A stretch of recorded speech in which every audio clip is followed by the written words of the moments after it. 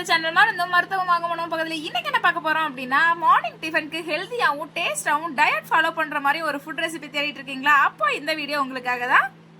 அப்படி என்ன ரெசிபியா இருக்கும் நீங்க யோசிக்கவே தேவையில்ல. அவல் ரொட்டி ரெசிபி தாங்க பார்க்க போறோம். நான் இன்னைக்கு அதுக்கு வரகரிசியில செஞ்ச அவல் எடுத்துக்கிறேன். அவல் நல்லா ஒரு 2-3 டைம்ஸ் வாஷ் பண்ணிட்டு ஊற வச்சுக்கோங்க. ஒரு 10 to 20 மினிட்ஸ் அளவுக்கு ஊறட்டும். நல்லா ஊறி வந்துடும் அவல். அது கூடவே நம்ம வெங்காயம், கொத்தமல்லி, கருவேப்பிலை, கேரட் இதெல்லாம் சேர்த்துக்க போறோம். ஒரு 15 மினிட்ஸ்க்கு அப்புறம் நம்ம ஊற வச்ச அவலை தண்ணி ட்ரை பண்ணிட்டு எடுத்துக்கலாம். நல்லா ட்ரை பண்ணிட்டு எடுத்துக்கோங்க.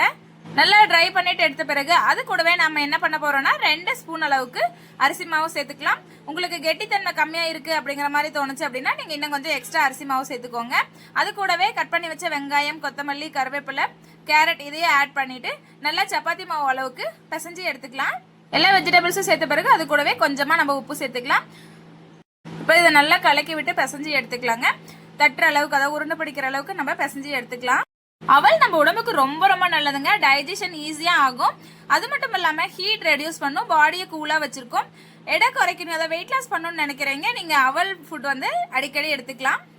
நல்லா பிசைஞ்ச பிறகு நம்ம தோசைக்கல் அடுப்புல வச்சுட்டு நம்ம மாவு தட்டி எடுத்துக்கலாம். இதுக்கு நீங்க பட்டர் ஷீட், வாழை இலை இந்த மாதிரி எந்த ஷீட் வேணாலும் எடுத்துக்கலாம். அதுல கொஞ்சமா எண்ணெய் அப்ளை பண்ணிட்டு தட்டி எடுத்தீங்க அப்படின்னா உங்களுக்கு அப்படியே வந்துடும். நீங்க தோசைக்கல் சூடான பிறகு அதுல போட்டு எடுத்துக்கலாம். ஸ்டவ் ஃப்ளேம் மீடியமா வச்சுக்கோங்க. ரொம்ப ஹையா இருந்துச்சு அப்படின்னா தீஞ்சிரும், வேகாது. 2 சைடும் திருப்பி திருப்பி போட்டு எடுத்தோம் அப்படின்னா நம்மளோட சுவையான ஆரோக்கியமான அவல் ரொட்டி ரெடி ஆயிடும்.